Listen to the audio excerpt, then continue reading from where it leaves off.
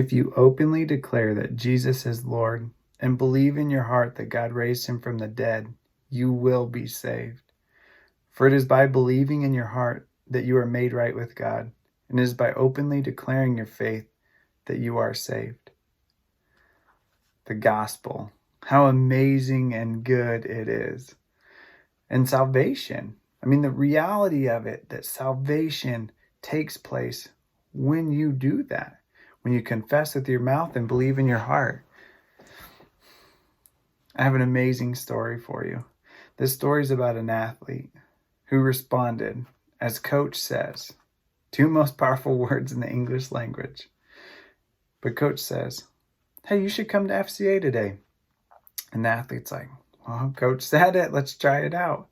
So he shows up and he hears about FCA Camp. And he comes back and he says, "Well, should I go to camp?"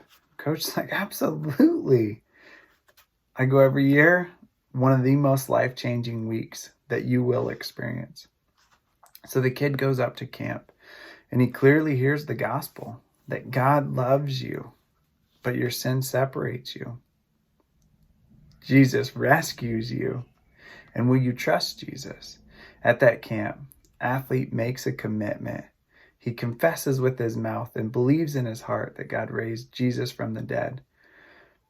And everything changed.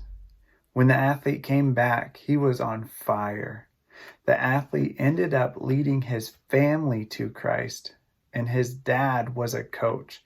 So you have one coach impacting an athlete who gives their life to Christ, turns around and impacts his father, and now his father has impacted hundreds of athletes. The gospel, multiplication taking place, living out your faith.